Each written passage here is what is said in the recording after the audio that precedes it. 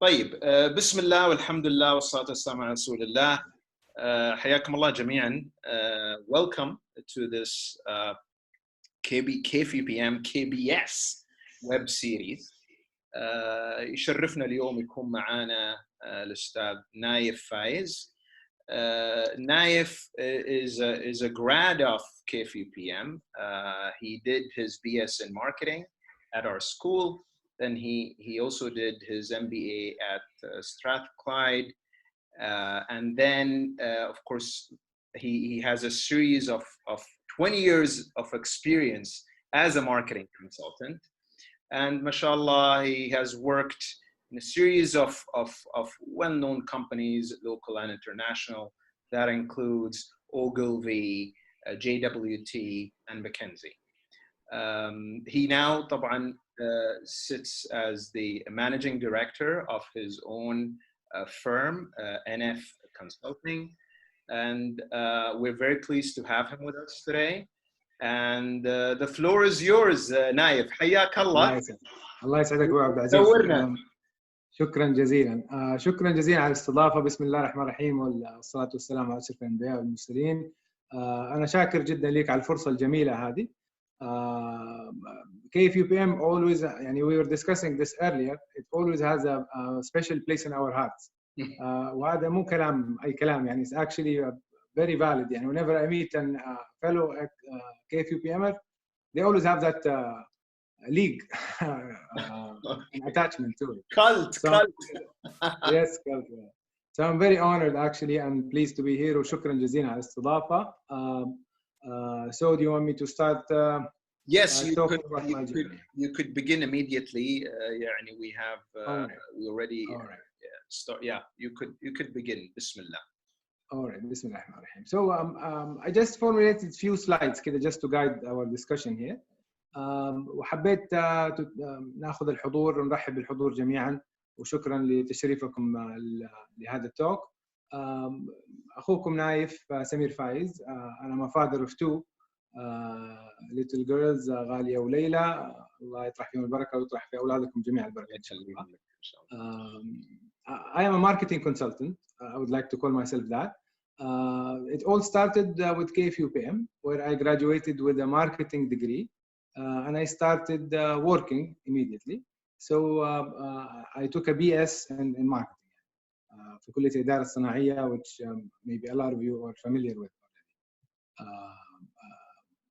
While I was in the university, يعني I started working for some reasons. So I started working several jobs, trying to get some work experience before I even graduated. So one of the organizations I had the pleasure to join was Hewlett Packard, HP, and I worked with them as a sales engineer before even graduating. So after graduating, I continued with them. Wait a second, Nayef. I thought you started off as with engineering in KFUPM, and then you moved on to marketing, right? Yeah, I think you have some intelligence. Tell us that story كده in brief. إذا ممكن. Okay. الوالد رحمة الله عليه was an engineer. I was good in math in high school. So when I joined the university, let's say I didn't have that much guidance. So I started as an electrical engineer. And I spent 3 years actually بعناد, trying to admit, I'm an engineer and this is what I want to continue doing for the rest of my life, until I finally decided this is not it. في يعني قصة يمكن ما في وقت لشرحها, ولكن I met an individual who changed my life. يعني he was a marketeer and he convinced me with marketing. So I went to كلية الماركتينج to the dean, دكتور الغامدي الله يذكره بالخير, and I said please move me from engineering to marketing, admit me عندك. فقال لي who said we're gonna admit you actually? You being an engineer is not an excuse for you to come and join us. يعني you need to go and show actually that you really want to join us and you really have what it takes. وactually جزاه الله خير, يعني he opened my eyes to what marketing is. And since that moment, I think that was the moment where my life changed forever, and I fall in love with marketing. Interesting. So that's maybe to answer your question. Yeah, that's I Good, started good, as an good. engineer. Yes, that was So fine. became a marketeer. تمام. طبعا switching الميجر كان في few years كده that I lost في الجامعة. I felt all my peers has been graduating and my career didn't start yet. To overcome this ولا to make up for it, I started working at early age في الجامعة several jobs يعني part times and sometimes full time jobs at evening, one of which was the halwa packet. That's why I graduated with 3 years work experience on my sleeve بفضل الله, which الحمد لله ساهمت في when I started moving في different organizations. It built up my CV at a very early stage. I was volunteering في الكارير داي في جامعة الملك فهد في KFUPM, and one of the companies that was actually having a booth there to recruit students was J. Walter Thompson, JWT, the famous advertising agency. I don't know what happened, but I applied actually for a job there. While I never knew that this is going to be my career actually. I was fortunate enough to be shortlisted and hired there, and I started my career in advertising in J. Walter Thompson in Khobar specifically. J. Walter Thompson was one of the very few multinational agencies اللي عندها presence في المنطقة الشرقية. ويمكن هذا اللي حمسني أكثر كمان to join them. بعدين سكرنا مكتب الخبر and we opened مكتب البحرين because of few clients left من الشرقية راحوا على دبي.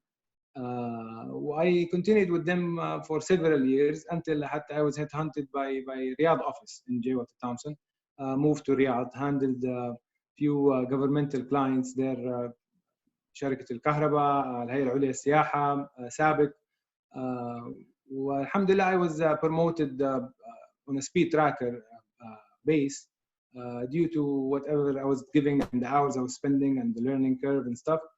Until I reached I recall, what was the company where you were the only Saudi in it?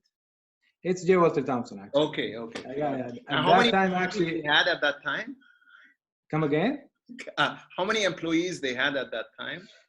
Well, that organization is it's one of the oldest. I think back then it was 120, 130 years old, but they had more than 50,000 employees. You're the only one. لا كان في one of my friends who actually left right before I joined. طيب. هو صديقي فيصل الله يذكره بالخير, هو اللي actually يعني حمسني كثير to join. Anyways, but that was a big advantage for me actually being a Saudi, but not in the wrong way. It actually in the right way that you know the culture more, you know the insights more, you are the customer more actually. الحمد لله ساهمت كثير في تحقيق نجاحات كثير في الشركة. But I had to put that career into a pause or a stop where I moved to Glasgow في Scotland to Strathclyde University عشان أدرس ال MBA. I had to stop and I moved there. طبعا ال MBA, and I know this class originally is for the MBAs يعني حياهم الله. I always get asked what is MBA يعني? What does the MBA do to you يعني? إيش اللي بيحصل بالضبط? And I always say it's an extra lens that's added to your judgments and your decision making, and it makes you see things differently, in a different manner. It's not just a degree that you take actually. It's a way of life, if I may say that, if I'm not exaggerating. فكان من ضمن الناس اللي معايا في الكورس كان في marines, dentists, people who are not really businessmen. So it gives you that thrill that you want to change your career, that it's a moment where you want to do something different in your life. Part من التريننج اللي هناك I actually joined McKinsey في Glasgow. I got introduced to the management consulting world and the consultancy in general. And I said, okay, that's interesting. I really like that. And I joined them. I even moved to London office with them. Stayed there for a year and so. بعدين the calling inside me started calling again, communication and advertising. So I came back to Saudi and I joined a local firm called Communication. And I stayed there for some time. And then I joined another multinational agency called Ogilvy. It's well known. And I stayed there again for some time. the lessons learned for me. Yeah, so if you were to compare your work experience in agencies versus consulting, how would you what would okay, you your learning experience? I will have to say the Sum it up. consult يعني طبعا لا يزعلوا مني الكونسلتنتس ولا يزعلوا مني الايجنسي people يعني تمام. But أنا I think an agency is more about the scientific side of the story and the technical side of the story, while agency is more about the creative side of the story. So we tend to do things a little bit easier in agencies when it comes to the insights and the technical strategies and stuff like that, while in the consultancy we're more focusing on that actually. But طبعا ما في غنى من الكونسلتنتس عن الايجنسي ولا من الايجنسي عن الكونسلتنتس. ده حتى الايجنسي people are called communication consultants if you want to call them that. So that's what's happening. طبعا from that moment when I finished my MBA, I always had that tick inside me that I want to start my own career and I want to have my own firm. And I want to have my own firm بمزاجي بالطريقة اللي أنا أشوفها مناسبة يعني تمام. بالطريقة أنا أشوفها مناسبة where I can combine the management consulting and the communication advertising together and start that firm. But there's ما في firm في الدنيا مفصل على مزاجي. I need to start it أنا my own from the scratch يعني. But I'll have to admit to the audience الكرام يعني I chickened out يعني تمام. I was very scared to take that step and I always kept delaying and delaying. بعدين it just struck me and I said I think this is the right moment and I started NF Consulting and that's it. Here. Okay, wonderful. That was an interesting journey. Yeah. Thank you. طبعا NF Consulting it's a group of local experts who have a multinational experience. We're very skilled and creative and we're very insightful. We understand the culture very well. I wanted to make this whatever in my head, as I said, and it turns out to be that there's a gap in the market where clients actually are demanding such boutique experience where you can have a cost advantage and you have more local solid insights and knowledge, yet you're still doing things in the multinational and the tech international standard, and that's what we stand for. طبعا being a consultant and trying to look at things from a holistic manner, I'm jumping على طول أبو عبد العزيز. يعني you tell me please if you want me to go back or slow down. It's okay. Give us just a brief on this and then you could get into the cases that you discussed. All right, great. طبعا something we realized that big number of our clients actually they used to suffer from the business strategy syndrome, let's call it that, where actually where they actually contact us or they contact other agencies or consultants to execute certain material. يعني اعملوا لي اعلان في السوشيال ميديا. I want a TVC. Why is my competitor in radio while I'm not? I saw a billboard that I liked. I want you guys to develop the same. There's a certain event I want to participate in. So yani, we can say, sir, yes, sir, let's do it. Okay, and execute it. We have the capability, capacity to do that. Yet the consultancy, خلينا نقول أمانة, usually we ask the right questions to the customers and the client, and we tell them, okay, why are you doing this? What's the reason of you doing this? Is there a certain strategy that you're following? And if there is a strategy, what the objectives of these strategies are. Most of the cases, surprisingly, we discovered that there's no strategy or based on that most of the time. So we tend to go back one step back and looking at their business strategies and looking at their business objectives. And if they don't have them, we help them to create it. And if they do have them, we assess it actually and make sure that it's in the right direction. And then making sure the marketing strategies and objectives are answering this strategy. Because if they are not, then what's the use of actually spending money or time or efforts or doing anything actually that is not helping the overall business strategy of the organization. And that turns out to be a big problem, as I said, for so many of our clients, which we helped solving, alhamdulillah. And then we can develop the communication strategy and the execution plans, and we follow the regular 360 marketing mix, if I may say. Okay, so if you could just enlighten us on your use of the 360 solution, what do you mean here? All right. Now, when you develop the strategy, I'm sure a lot of your audience are marketeers already, so they're familiar with the STPs and the segmentation, targeting, and positioning. And we do have attendees who may not, so but it's okay. It's okay. That's their problem. But it's okay. Right. I will explain to the best of I can, inshallah. We're actually the business strategy here is where the organization would like to go. Tamam. And the marketing is one of the functions that should help that objectives to be achieved. Now, the communication is one of the tools for the marketing itself to make objectives achievable. Now, there are several channels and several ways where you can develop your deliver your message through. What decide that? Usually, we start by the segmentation, where you segment your target, your audience, segment them into different segments, and then you start targeting certain segments, and you see what are the best channels for those segments, and you develop messages, creative messages, inshallah, tamam, where it can attract them and to deliver the right message to them and achieve the objectives or the results you're intended to have, and that's what we meant. There are a variety of tools, variety of channels, what to decide what you actually need to use, and that is what the marketing mix is all about. The 360. Okay. All right. Yeah.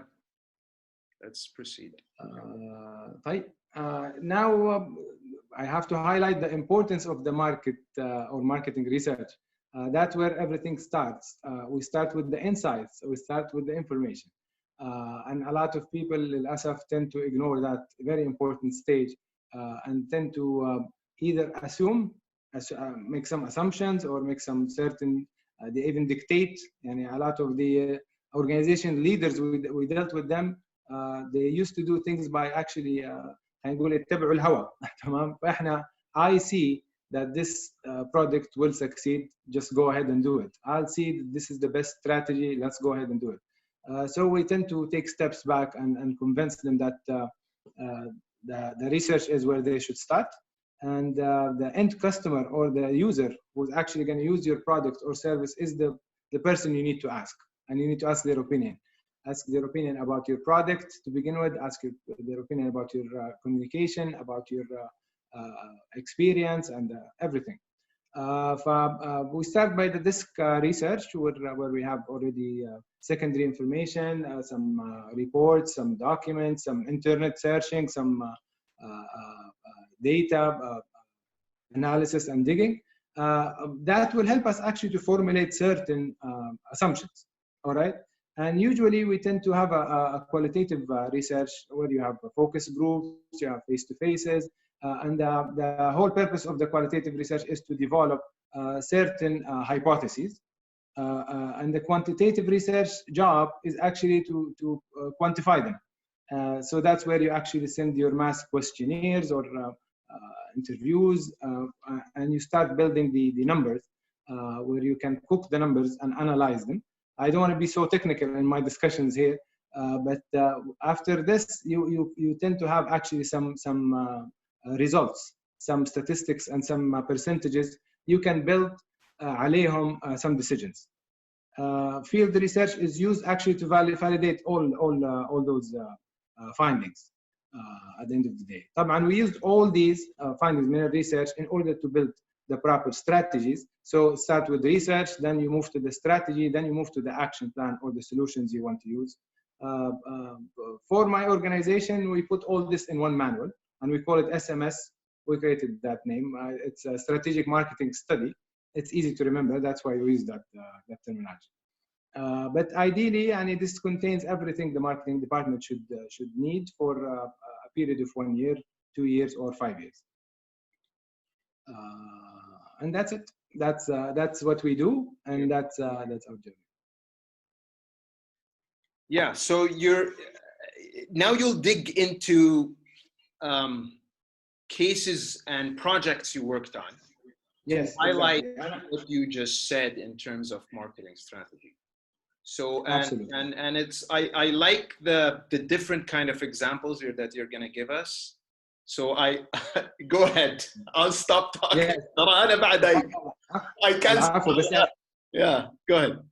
الله يعطيك العافيه ابو Yeah, العزيز. hello. Sir. دكتور يعني احنا actually يعني we gave it enough thinking what cases to highlight here, and we picked a case from the governmental sector, the B2G, or let's say G2C, where the government is talking to consumers, and B2B, which is business to business, and B2C, which is business to consumer. So Hajj campaign, I'm sure most of you are familiar with it. This case study is a little bit old, so I have to just bring it to attention that most of the people now are taking tasrih al-Hajj for granted because it's something given. It's part of your upshur actually right now. But this story here is documenting The how story that begins there. Huh? It dates back in 2000. This 2000, let's say, I think 15. Okay. 16 Yeah, تقريبا. I think even before that. Yeah. Okay. Yeah. So that's how it actually started, and كان في مشكلة طبعا واضحة للجميع. I mean كان في death rates في الحج، كان في الحج operation ما هو منظم، في هجوم من وسائل الإعلام على منظمين الحج في السعودية. Actually هذا كله كان unjustifiable after digging deep and understanding what's going on with the research and with the insights gathering and with the different tools. We realized that يعني التنظيم اللي القيادة العليا والدولة spends time and efforts and to organize عملية الحج. It starts يعني very early stage before حج، يعني 10 months 11 months before حج. and يعني ما يخفى على الجميع ملكنا الله يطول في عمره اسمه خادم الحرمين الشريفين، يعني خلينا نقول this is the motto of المملكة العربية السعودية، خدمة الحجاج والمعتمرين. This is what we stand for. by no mean المفروض الحج يكون بالطريقة هذه. So after digging deep, we realized that the whole thing is happening because of the consumer behavior, where actually الحجاج are يمارسوا ممارسات خاطئة، سواء من تدافع أو ازدحام أو افتراش للطرقات أو مخيمات غير نظامية. كل الأشياء هذه يعني ما مستحيل أحد يقدر يسوي لها organization إذا أنت عامل بلان على certain number. في طاقة استيعابية للمشاعر. أنت عملت خطط على 1000 شخص وفجأة جوك 50,000 شخص. How can you actually plan to be successful? وكان في example يمكن تكلمت عنه قبل كده. I'll just say it briefly. يعني خلينا نقول مثلا الهلال الأحمر بيعمل their own plan to rescue people who are in need. We do have some non-Arabic speaking attendees, so I do apologize. No, it's alright. It's okay to drop نتكلم عربي شوي كذا، بس إذا دخلنا كور شوي. Yeah, that's okay. I was talking about the preparation for Hajj, and I'm saying that let's say our medical services are preparing all their services from the beginning of the year, that during the Hajj season they will rescue anybody who is in need. And there is somebody who's in need for Hajj, and the authorities are ready to go and rescue them, and they just realize that everybody is actually sleeping on the floor. So the ambulance cannot actually reach and help who's in need there. How is that the problem of the government or the problem of that body? This is the problem of the people who are sleeping on the streets. So there was a big need to educate people. صاحب اسمه الملك الأمير خالد الفيصل كان وقتها أطلق الحملة هذه. كان الحج عبادة وسلوك حضاري. So الحج is not only ritual or عبادة, it's سلوك حضاري. It's actually you need to be actually behaving in a civilized manner. وكان برضو في example إنه الحاج يروح عشان يحج ممكن يدف هذا ويضرب هذا ويرشي هذا عشان فقط يحقق فريضة الحج. طب كيف أنت تبغى how do you want God to actually accept your Hajj if you're actually killing people on your way? Without going into so many details, because it's a huge project, however, there was a need to educate the Muslim community actually about all the proper behaviors that should be done there, and that was all on a preparation for the government to issue the legislation and issue the law for Tasrih al-Hajj, where everybody needs to obtain a permit before they perform Hajj, so everybody can be calculated and all the preparation can be done in a proper manner. All right. So our objectives here was to create the awareness for maybe the largest target audience in the world back then. With the challenge here that it's kept changing every year. So let's say everybody came here, you educate them, and everybody is doing a good job. They traveled, more people come, and different people come actually next year.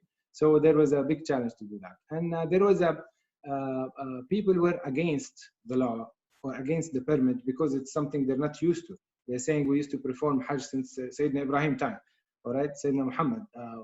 How come now I need to take a ticket actually to perform Hajj? And there was the need actually for the lobby. So this is where the marketing mix used. We use the research, we use the communication strategies, creative concepts on a different year-on-year basis, designed in a creative manner, produced in a different platforms, وعملنا لها proper planning, used activation material and communication material and collaterals, and that's what I meant by the 360, Doctor. So that's where the results for that was there's a global acceptance of the new regulation, بفضل الله. The royal decree it was issued عشان يكون في تصريح للحج. Immediately we saw significant decrease in the number of illegal pilgrimage والمشاكل المصاحبة لها. والresult was a smoother and successful Hajj season. فthis is الحملة التوعوية الوطنية اللي تبعت ضيوف الرحمن. وهذه يعني أنا عشان فيها a lot of material that was used. I was just trying to gather a collage here for you to see it. We used TV commercials, we used radio ads, we used online, we used the digital, we used different PRs, we used activation, conferences. It was a huge... You also did something that was done for the first time in the kingdom, to my knowledge. Yeah, actually, there was those activation tools actually that me and the team we did. Where actually we used some signage in the traffic lights to force people actually to see the message by force that إنه لا حج بلا تصريح. إنه حجة الصحيح يبتدي بالتصريح. So you stopped cars at traffic lights, yeah? They're stopping anyway because of the red lights. So we actually utilized that opportunity. Okay, wonderful. So that was actually a team effort, and we used different activation tools. And this is just to show how the 360 and the marketing strategies can help achieving objectives from a governmental sector. Another example which I picked was the B2B. Just before you go, I recall, يعني, this campaign is not just a campaign in the kingdom, right? Oh, yes. Oh, yes. It's also a global one, right? No, we were talking to different countries. We translated our communication material into 9 or 11 languages, different languages. We used the Hajj authorities in different countries to support our cause. It was a global effort, let's say a global effort. وبفضل الله الحملة صارت حملة وطنية actually شاملة وحاليا بتمارس every year. وكل قطاعات الدولة بتشارك فيها. But the case study I wanted just to show a glimpse to my audience here. It's how it all started. It's how it all started from this crisis. جزاكم الله خير. This is something to be proud of. يعني الحمد لله. I am very proud of يخدم الحرمين والحج. وزملائي وكل المشاركين كنا في الحملة يعني مشورا نفخر هذا وسام على صدرنا جميعا. الحمد لله. جميل. Good. Let's move to the next case. Great. Are we okay with time, Doctor? Yes, we are. We're okay. Yeah. طيب, the second case study I want to talk about was Anan Iskan. Anan Iskan is the first dedicated company in specialized accommodations for labor accommodation for the kingdom. Basically, we're talking about villages and camps, compounds for labor that has the simplest word to say that is a humane environment for the labor. طبعا after digging and checking all the research and all the insights and gathering, we did even some intelligence and mystery shoppers. We went to some areas and camps to find out. لقينا للأسف كان الوضع جدا سيء. It was a disaster يعني, let's say disaster. There was a problem, hazards in electricity, in hygiene. There was the same bed is being rented for 4 different workers per day, and business owners were trying to cut costs and lower their expenses by doing that. So the way we saw it, they're treating their labor as their machines. They're not as humans. And that was against human rights, actually, simple thing to say, and against our religion and our saying. So having a solution like Anan, what Anan is offering was a brilliant idea that actually can solve that problem. And again, from research, we discovered that the statistics and the number says that if your worker is relaxed and living in a proper environment, he can actually produce more, and he can be more productive and more accurate in what they're doing, and efficiency. So the result of following those regulations actually would be better business for you. But how to deliver that message to the business owners, that was the challenge here, because there was no regulation at that time to force companies to go into that angle. وكان في very low awareness of the benefits, as we said. وكان في price sensitivity, because it's always cheaper to put them in the non-humane option versus the humane option. So what did we do? We started to highlight the negativity, which I just explained to you guys. So we used the PR material, we used the press material. We started really to show people inside the camps. Some people of us actually slept inside those camps, and we took pictures and videos. And that was something as part of your research that you did, that research you actually had people spending time actually in those environments to feel the environment what's happening. Yeah, لأنه حتى to get the real hand-on experience, we wanted to really test it and try it. So we went in different angles to try to gather those experiences and insights, and we managed to do so, alhamdulillah, بفضل من الله. And as you can see, this is some of the artworks that were developed to show the actual what's going on right now in the labor camps and what Anan Iskan was offering here. At the end of the day, we used the emotional and religious drivers to remind people to be human again, and to remind business owners this is what it's their job to do that. And we followed also some sales tactics and some communication programs. وبفضل من الله يعني كان results, public opinion started changing. There was a lot of media focus على الissue in general, وعلى Anan, because Anan was providing the solution for that problem, which they were highlighting. Government bodies was reformed. A lot of ministers came together to put some documents there and some قوانين. Some of them they started actually يتطوروا الآن بنشوفها. وهذا حقق طبعا مبيعات increase لعملائنا والعنان سكان specifically exceeding their targets that time and that period بفضل من الله. حتى even أحمد شقيري أعطى عنان سكان جائزة الإحسان على طبعا الissue still going on until now. يمكن نسمع في وسائل الإعلام حتى موضوع الكورونا في المجمعات العمالية is a big problem because of their hygiene problems في إسكان العمالة. ف I don't think that such examples of مجمعات this problem would exist فيها. الله يسلم الجميع إن شاء الله. كل مشاكل. ممتاز. Okay. شكرا. The third example we picked here. تفضل. Yeah. So we moved from business to government entity to business, and now we're moving to business to consumer.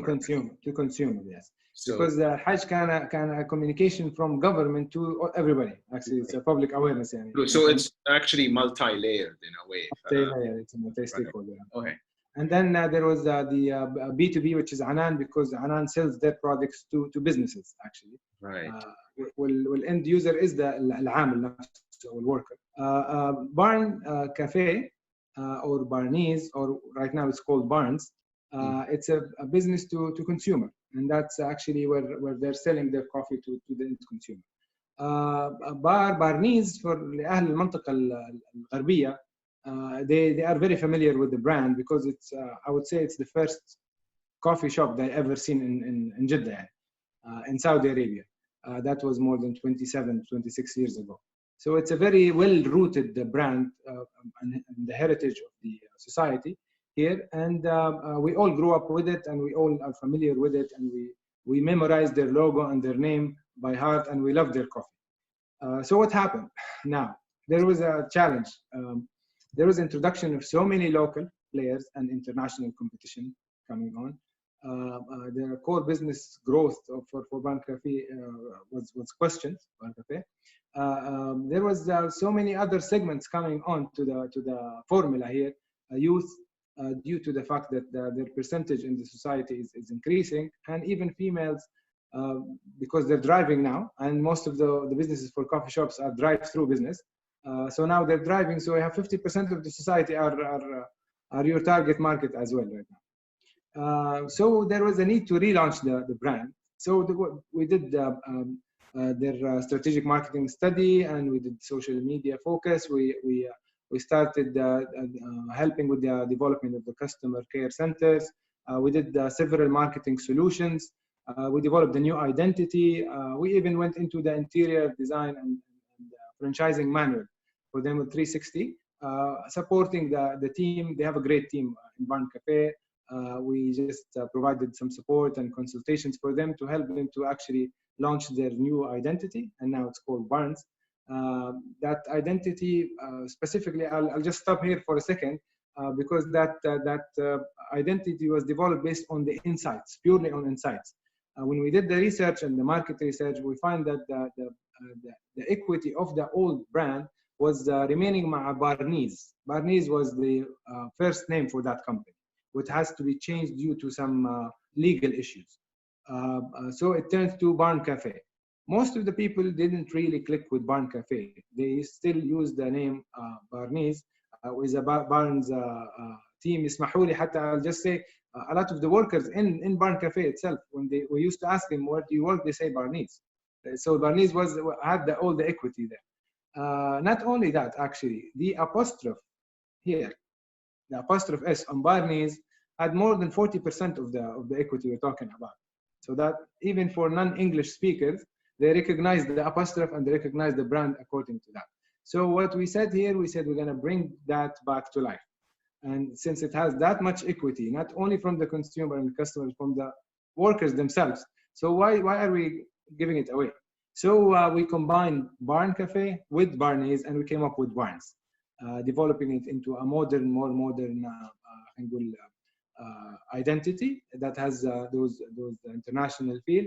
We even helped in introducing new products, cold drinks. They are now, their menu, mashallah, is very competitive in the market. They have the same number of cold drinks versus hot drinks, and introducing new flavors. We went to a lot of digital, so now they're present in digital media is a lot. Branding campaigns in order to communicate the new identity, product promotions, and packaging was changed and reflecting a very international modern feel, look and feel to compete. Actually, وحتى we went into some humoristic or comical approaches in our TVC commercials and radio ads and stuff, which had a lot of hits and good results, fadlallah.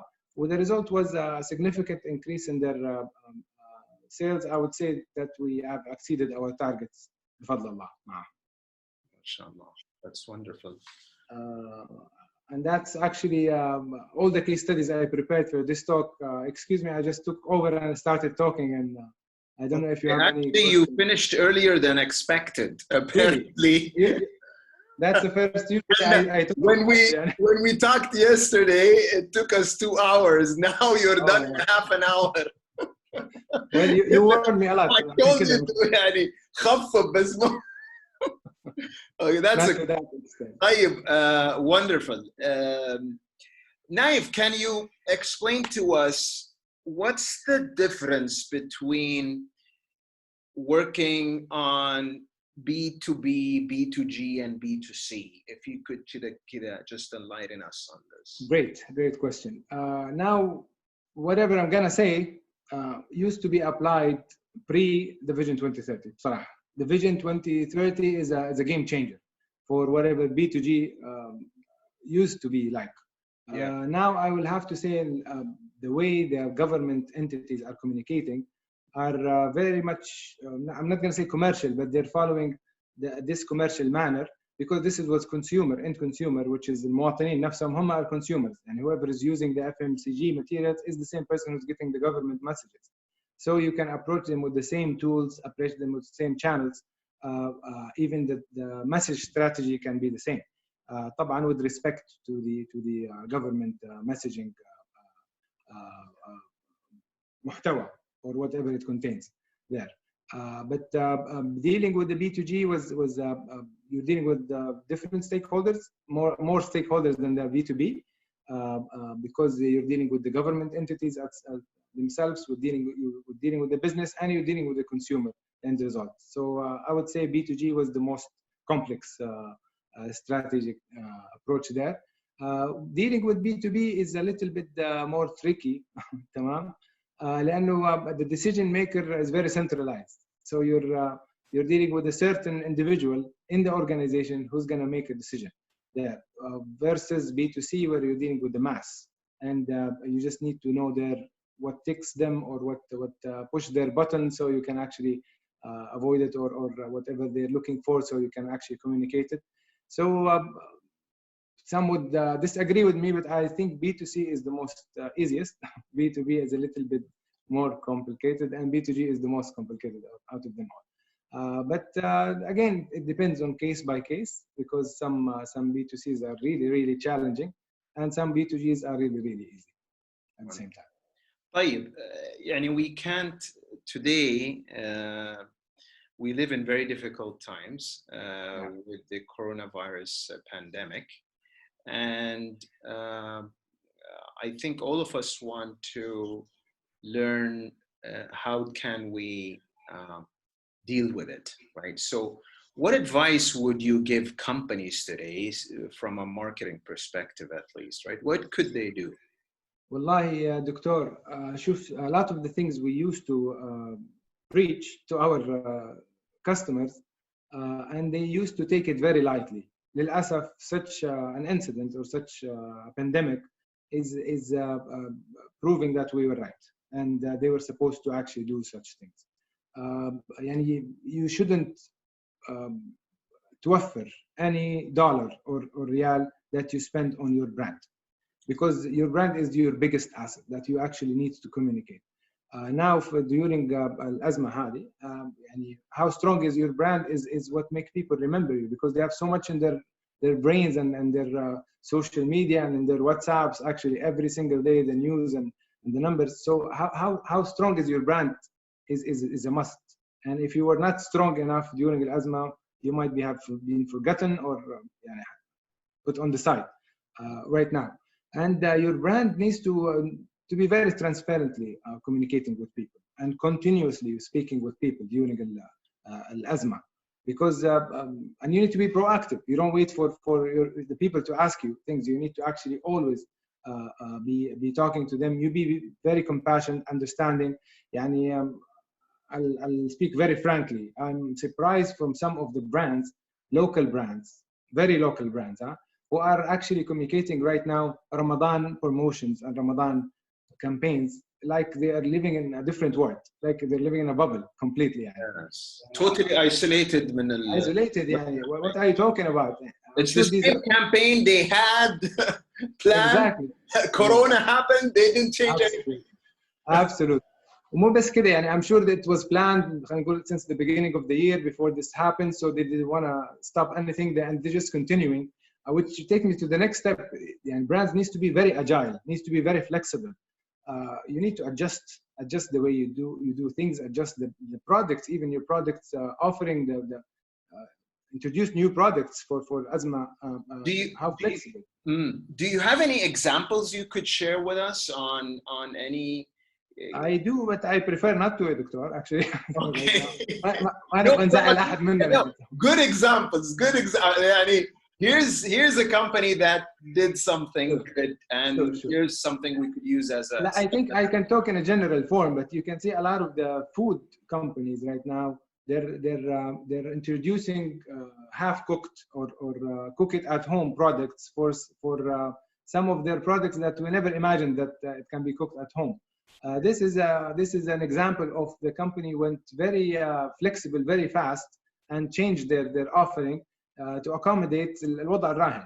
And this is a company that you can say that they're understanding what's going on. They're very compassionate مع market, and at the same time they're very agile versus the other companies we spoke about, where they're actually living in that bubble and they don't know what's going on. And you need to go and knock their door and tell them, by the way, there's corona happening around, for them to understand what's going on. And also the investments or the efforts we convinced our customers to spend in let's say PR or crisis management manuals.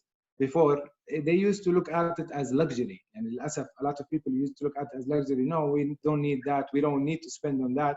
I think time has proved that these are the most important tools you need in such times right now. Can you shed light a little when you say crisis management? What is crisis management? What all right, let's say right now, how can we plan? I mean, someone would say, no one expected this, right? Let's be frank, right? No one expected this to be. So what are you talking about? بس if we're gonna follow that logic, دكتور, actually ممكن قطاع كامل زي قطاع التأمين ينهار. Who was expecting accident to happen or something? Yeah. So my point is, in the general sense of crisis management, when we say crisis management, how do you plan for crises, right? What could you? Absolutely.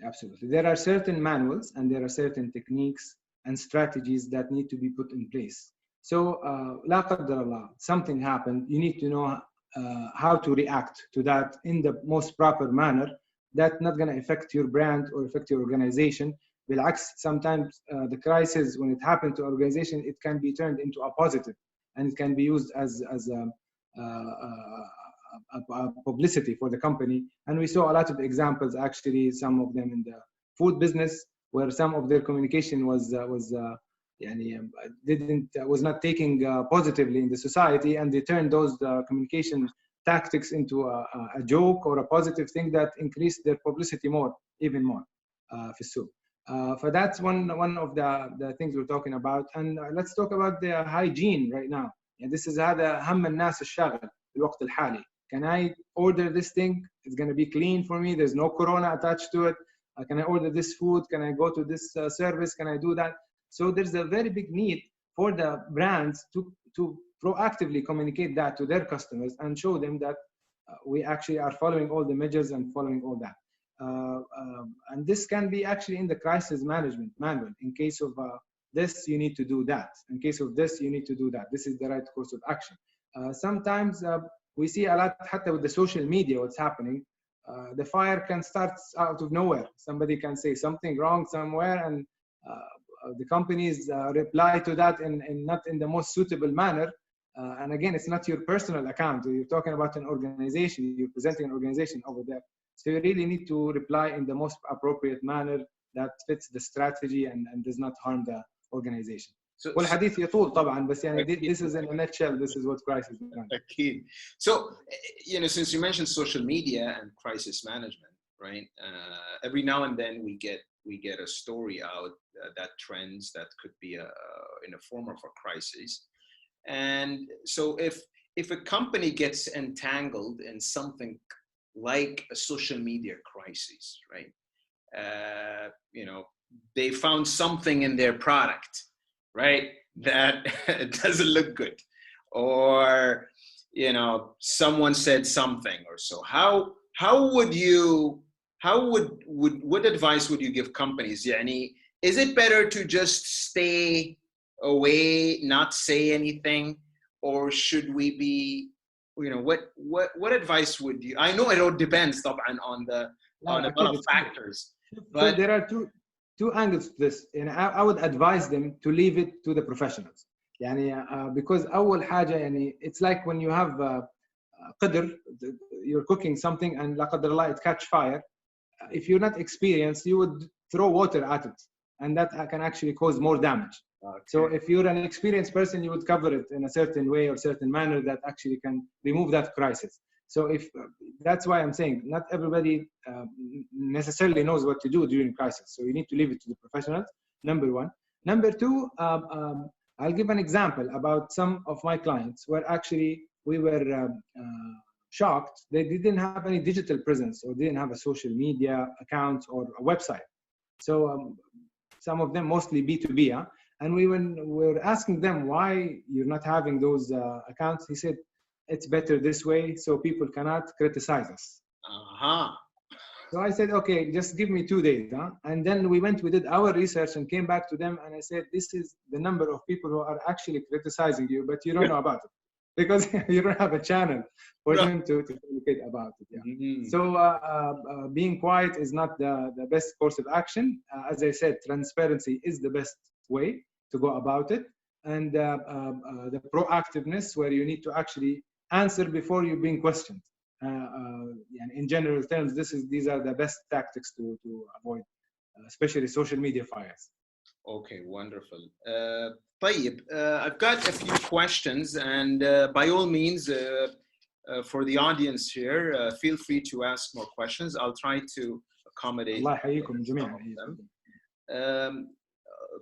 Okay, a question on your consulting firm. Right. And how did you get your first customer? Very good question. Yeah, very good question. My first customer was a rejected client in my existing company. So my company didn't want to deal with them because they were a small time player. مع احترامي لجميع الcustomers, I'm not going to say names now. Okay.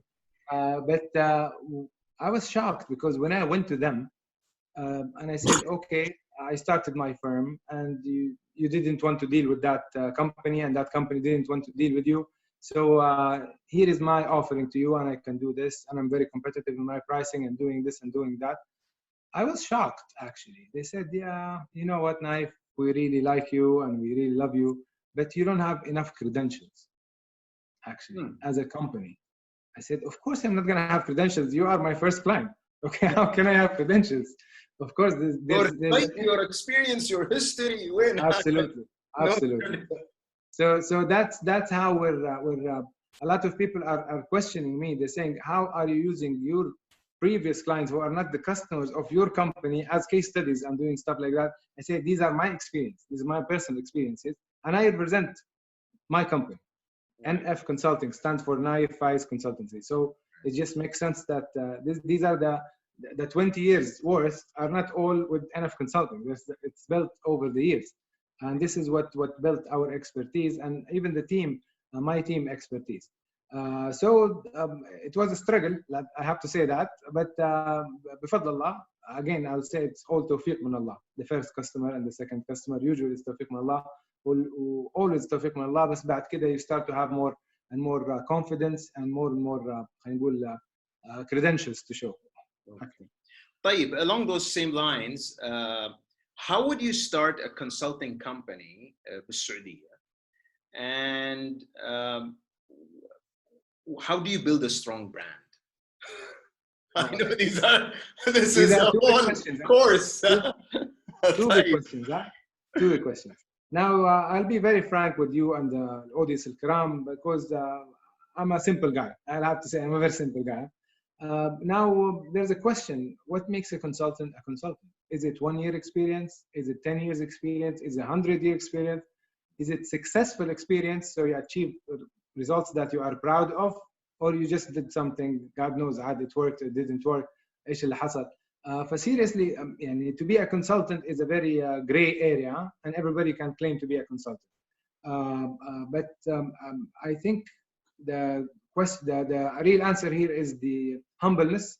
You need to understand that there's always better people than you in the market. There's always better choices, but you're trying to do the best you can for your customers within the resources in hand.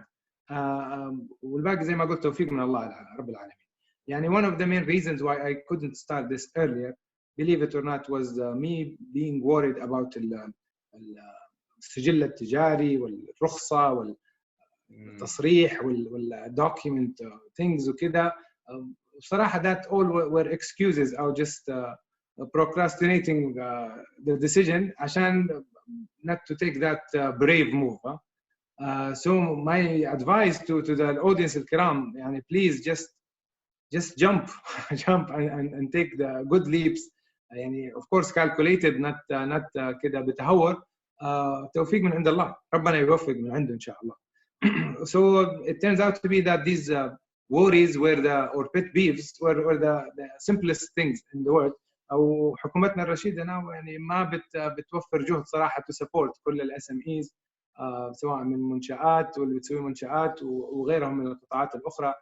supporting ال SMEs بطريقة يعني صراحة unprecedented ما شفناها قبل كده. It's very easy, you can start your business tomorrow. يعني to answer that complicated question which took me years to answer, it can start in 5 minutes now. Okay. We do have a series of other questions. Have you had any experience in the health sector? Yes, okay. I had. Do you have any case where you could share with us, or a story, or and I'm sorry, wallahi, I'm not prepared with so many cases. I wanted to be more of a casual discussion. But is there a specific thing you're to be asked about the health? Well, this is one of the attendees was asking about if they yes worked on any in the health sector and any challenges faced. And they particularly liked the traffic light thing, if they could use it for patient education. Yeah. Maybe maybe the corona, I guess. Even now, I guess it's already the whole world everywhere. Yeah. So شوف يعني I will have to say that the media channels have developed and evolved since that time. There are digital screens everywhere now around you in the streets, and and maybe some of the tools we used because the media channels were not as well developed back then. But maybe you don't have to do this anymore now. You can do your social media posts can achieve more results maybe than stopping people in traffic lights now. But back then, let's say I'm an old dinosaur. When that started, ما كان في a lot of social media tools or حتى digital applications. So we had to improvise and be creative actually in the way we do things. Okay. طيب, I'll try to read out some of these here. Have you tried incorporating small data, as in small observations? There's a book called Small Data. I don't know if you came across it. Basically, it's more into ethnography and stuff. In your work in terms of marketing, to understand consumers' behavior or mainstream trends, and if so, what are the methods or techniques you follow to get this type of information from customers? I will have to be very honest. No, I have not actually. Maybe some of the bright people in my team have done that. I'll have to get back to you on that. But you know, when you mentioned second Haganan, you know the embedding that happened in the rooms of some of these would be considered things that people don't usually know until you get in to see the real data that's hidden behind the screens. So if that's what it's meant with it, yes, well, that's part of it, but so maybe that's a good example of what you have done. But I just said there is always more and more techniques how to dig deep and deeper to understand. One classical example where we ask people how many times did you brush your teeth in the street, and they will say 10 times per day. Maybe, and if we're lucky enough, they have done it once a day. So how can you get the real actual answer? There are certain techniques and certain behavior, scientific, certain methods you can actually really get to the real insights. And regarding that book, I will just go ahead and try to find it tomorrow and read it. Okay. Let me here go to a question again. Is it a must for an expert who wants to start his consulting firm in his field without previous experience in consulting per se? So he has experience, but it's not in consulting, right? Wants to start his consulting experience. See, it's not easy, but it's not impossible too. Huh? So everybody needs to start somewhere, and maybe that will dictate the type of clients or the size of clients you will get at the beginning. But once the ball starts rolling and the more hands-on experience gets in there, because at the end of the day, what is a consultant and why do you go to a consultant? You're trying to find more solid insights and more solid recommendations and strategies and decision than your own. It's like going to a doctor, for example, because he had the knowledge and has the experience and the expertise to give you solid advices, what you should do to solve a certain problem you have. But let's say if I have a serious, la qadar Allah, health issue, and then you tell me, even this doctor just started working yesterday, actually, and he doesn't have enough experience. I would not trust that doctor for my serious health issue, and I would try to look for somebody who's very experienced and very solid in his career. But that doesn't mean this doctor will not have any clients or any patients or not start his career, but maybe that again will dictate he will not take the serious issues. He'll start with lighter patients until it actually start developing his experience over the years. And that will, inshallah, will bring him the big clients and the most serious issues solved. Okay, maybe around the consulting world here, and especially in terms of marketing, we do see there is a growth in marketing companies that are getting established and consultancies in general. But at the same time, there are companies that don't seem to trust any marketing companies. So how would you, so the question reads like this: how hard, let me read this out, just spell it out. How hard do you find it to convince established companies to outsource the creation of their marketing strategy instead of them doing it in-house? It is very hard, all right, or sometimes very hard, but not necessarily this is usually the right advice. Sometimes in-house capability can be better. Again, it's case by case, and that's why recommending our company, our house, they offer actually retained team for our clients, whether it's one individual or 20 individuals, depend on the strategies and the objectives and the budgets and stuff like that. However, sometimes the client have their in-house capability who are very solid. They just need somebody to give them a strategy on hand. So some of our clients, we just hand in a strategy manual and leave. And some of them we hand the strategy manual and execute. And some of them we execute for a longer period. Some of them we execute just for some time in a BOT model, where build, operate, and transfer the knowledge to the in-house capability. Until it's full growth. So again, it really depends on case by case.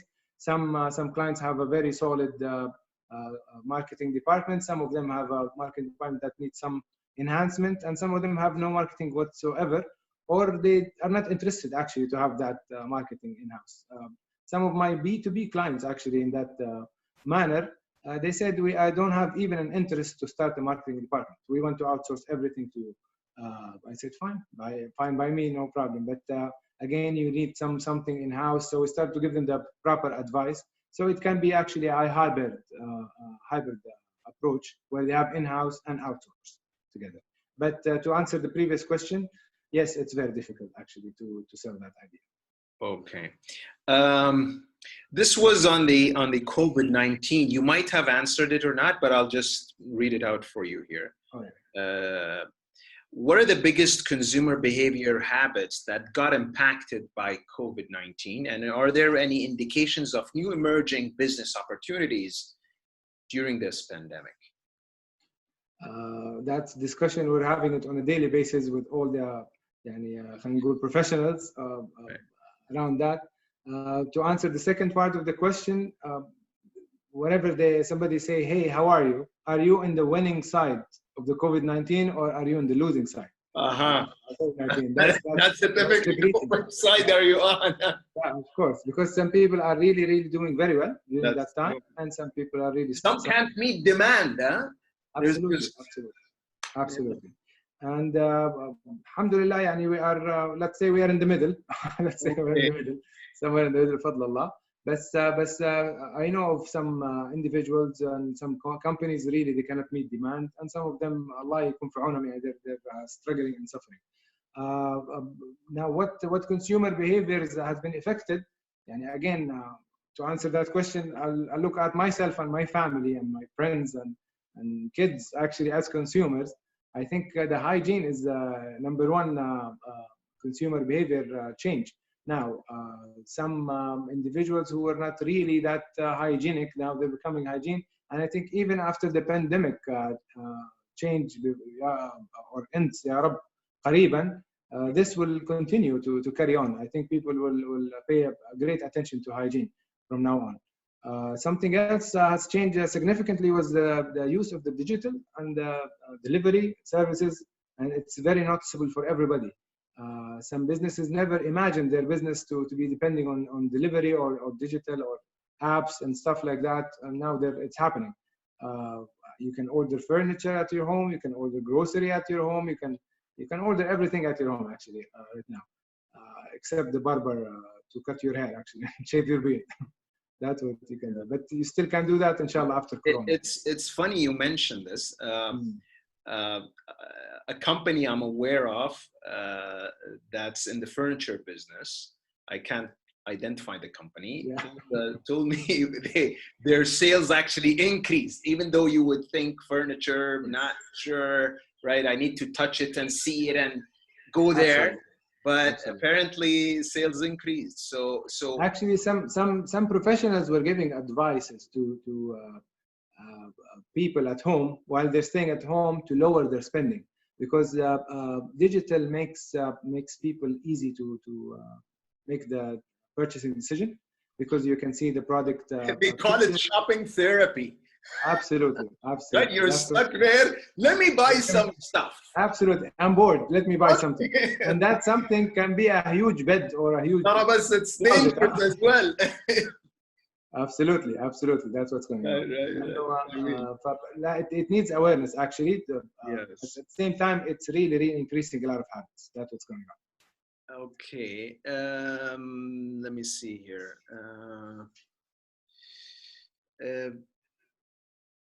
As a marketing consultancy firm, is it necessary to understand deep details of every aspect in business processes for the target customer? If yes, how long would it take to get new customers, if I understand it right? I don't think it's how long would it take to get to the new customer, is to understand the new customer, maybe. Ideally, yes. But sometimes it's difficult to cover every single aspect of it. What we do, we try to cover as much as we can, or as much as we're allowed to, because some of our customers, they actually have some confidentiality issues. Some of them have their unorganized data where you cannot get stuff. But ideally, before you make any assessment or any research or insights gathering, you need to understand. So that's why our first step of dealing with any new client is actually to understand the client itself. We have workshops. We sit with the management and we understand every aspect of the business that we can put our hands on.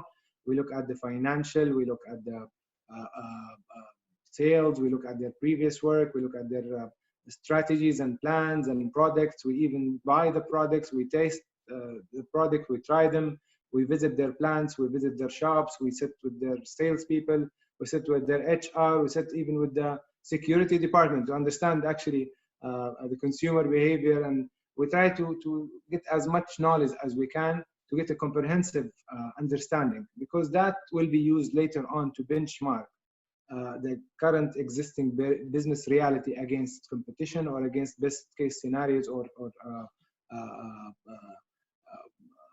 expected realities or in response to what's going on in the market. Okay. I hope I answered the question then. Okay. طيب, here's another question going back to your journey, right? What made you decide it was the right time for you to leave and start your own firm? Honestly speaking, it was the strengths have been built up. And I was, as I said, I was trying to do this 3 years before that it actually happened, or even more than that. I just felt it's just a feeling. هو توفيق من رب العالمين, but it just happened to me that I was fed up of delaying and procrastinating and pushing the envelope. I even had a business plan for my business in my drawer, and I used to open that and watch it and review it and update it for 2 years, believe it or not. So my advice now, as for a lot of the entrepreneurs and a lot of the ventures and businesses, to just go ahead and try to make the sound calculations, but have some courage.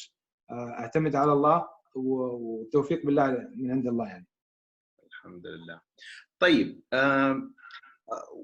I think we may start wrapping up now. If I were to tell you, we have 3 people who are seeking your advice, right? A businessman, and an MBA grad, and an undergraduate student. What advice would you give each?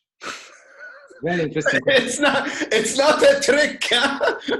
But you know, KFUPM is known for tricky questions. الله يعين your students يعني.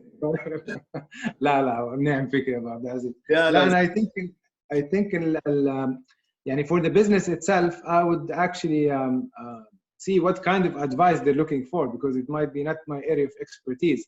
But if it's anything has to do with the marketing or communication or around the business strategies, I can actually contribute on that.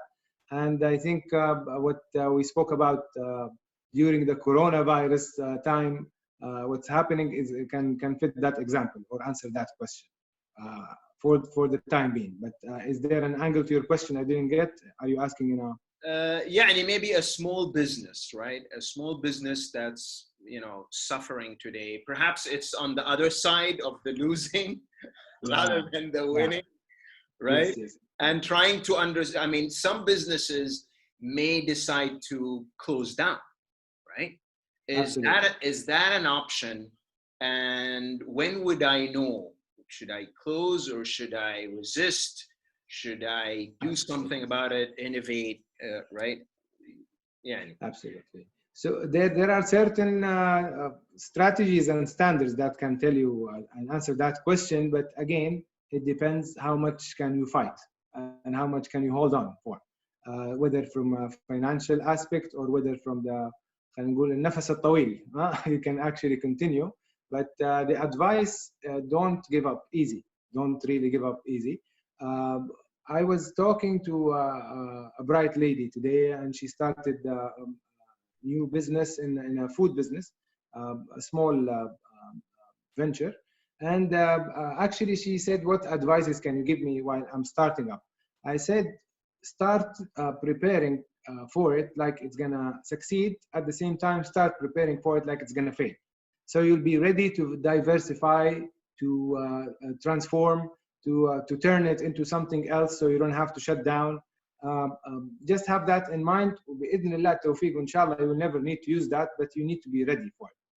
So that would be my advice to them, and to be prepared for different scenarios and to have backup plans for the small businesses. Now, for the undergrads, I would really strongly suggest you sit with people who have done it before, because unfortunately I didn't have that chance when I was an undergraduate, and I took my own decisions based on my own thinking, and that not necessarily was the right thing to do. Allah رزقني certain individual, السيد ياسر عطار, أهدي له تحياتي. يعني كان وجوده معايا ويمكن I don't know if he remembers actually our encounter but because he was a marketer, he was talking to me about marketing, he inspired something in me and changed my This thinking. was years ago, huh? Long time back, yeah. It was 1997 if I'm not mistaken. If Allah يمسيه بالخير, يعني I don't think if I didn't sit with him that time, maybe I would never, maybe I'll still be an electrical engineer until now. دكتور صالح, yeah. That's what happened. وجه لك من هنا. Yeah, imagine. So I think I would advise every undergrad to sit actually with the graduate students or students from that major and get inspired and get enlightened, attend courses, ask professors, do your homework before taking such a decision because it's a life changing decision. Huh? Your life depends on such a decision. Number two, if you really don't like the show, please change the channel. Huh? Don't hold on and on and on if something really you don't like. Not because you're lazy or you didn't do your best, not but because you really didn't like it. Because I was holding on to the engineering just for the ego side of it. Huh? I don't want to give up. I didn't want to sound like a failure or I didn't do it or didn't continue it. But I shouldn't have done that because it was clear to me that I didn't really like it. It's not my thing or not what I was meant to do. Again, keep exploring, it's fine. Don't judge your progress by your peers. Judge your progress by your ability and your likes and your plans. That's my advice for the undergrads. Never stop learning, please. Never stop learning. Now for the MBAers, I would really advise them to explore. Maybe a lot of business owners will be upset for me now, but I would advise them to explore opening their own businesses and going to ventures. Actually, because it's a beautiful work. It's a very challenging and difficult, but it's a very beautiful work actually. وفيها very good self sense of achievement. That's what's going on. وتوفيق من رب العالمين وبركة بإذن الله. طيب احنا I'll just take another question or two here. How can you differentiate a consulting firm from competitors? Yeah. Well, you need to be actually good in what you do. You need to back up everything you do with a solid knowledge and explanation. Don't be afraid to say I don't know. Okay, don't. The client actually didn't know. That's why they came to you. So you cannot تفتي على راسهم or you have to actually give them sound advices that because at the end of the day you're here to help. You're here to achieve results that you can be proud of, results that can come back to you. And the clients, alhamdulillah, we have some good appreciation letters from our clients that we really feel it's Wissam ala sadrana, all right, forever, because we help them to achieve their results. They're happy, we're very proud of ourselves. Imagine if it was the other way around. Imagine if we give them advice that is not very solid or not built. Yani I would say خوف الله. خوف Allah is what differentiates one consultancy from the other. But again, it's the capability and of the team, and it's the diversity of the knowledge. It's the years of experience, and it's actually the well-rounded advices you can give. Okay. Okay, maybe I'll pick a final question here. Any advice for startups today? Should a startup start? Wait. والله I don't know about Corona, but let's hope that Corona is just a passing phase بإذن الله. تمام. Things are gonna go back bright. I'm very optimistic. والأمل في الله كبير بإذن الله. وهتكون سحابة وعدت بقوتنا وأعطتنا better strengths rather than actually كسرتنا. فإذا we didn't consider the Corona in the equation here, I would say startup, please startup. We're an SME nation. Huh? The government is supporting that.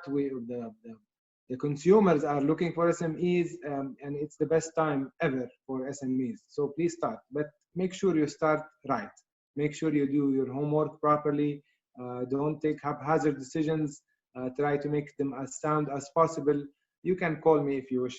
Actually, I'm here to help. Okay. On a light note here, someone is making a joke. Is it true that there are more consulting firms in KSA than firms in the whole country? Well, that's can be a joke, or it can be actually a positive note. That means we are developing. We are developing very well, huh? Okay. Because there's a lot going on in this country. It's a good sign. Yeah, it's a very good sign, actually. Okay. It's just like construction firms. When you find a lot of cranes in a country, that means they're building a lot. Right. جميل جميل. طيب احنا ما شاء الله الآن 52. There were some other questions here. Best resources to benchmark. Do you have any, resources or any books or any things you would recommend reading or checking out? Or Well, there is plenty of them صراحة, بس يمكن ما يحضرني الآن. أنا I can answer this question, بس there are plenty of them. Again, it depends case by case. It's a very difficult question to answer, actually. But I can answer that later on if you wish. Yeah, people can contact me, by the way. My email is there and my mobile number is there. Yes, definitely. Your contacts are here, website and email. And by all means, you could contact Nayef for any of your questions. There was someone who asked about the template that you follow to implement an action plan, but I would suggest for Muhsin here to just contact you directly, since this gets way too much details. حاضرين يا أستاذ محسن. Right. طيب, at the end صراحة احنا we really enjoyed ما شاء الله السيشن معك Nayef. It was very enlightening and we gained a lot. Thanks for giving us your time today. والله يا ابو عبد العزيز بدون مجامله يعني شهاده من ماركتنج جورو actually to say that. وانا شاكر جدا لك على الاستضافه. ويعني I'm honored to be in KFUPM related event and to be in your class actually personally. وكل عام وانتم بخير جميعا يعني، ورمضان كريم على الجميع ان شاء الله. رمضان كريم على الجميع وجزاك الله خير. Thanks for your time again. I would like to get claps from the audience, but since I actually have it on, let me see. Oh, ما شاء الله عليك. الله يعطيك العافية. Programmed it. Program clap. So this is on behalf of the audience, right? Thanks again, Nayef, for your time. جزاك الله خير على وقتك معنا. And by all means, we definitely want to keep in touch. And for all the audience, thanks for giving us your time. I hope you enjoyed it and you found it beneficial. And by all means, if you have any more questions, do contact Nayef. He'd be more than happy to answer them. شكرا نايف. شكرا يا دكتور. شكرا للجميع. نراكم إن شاء الله بإذن الله على خير. يعطيكم العافية. في أمان الله. مع السلامة.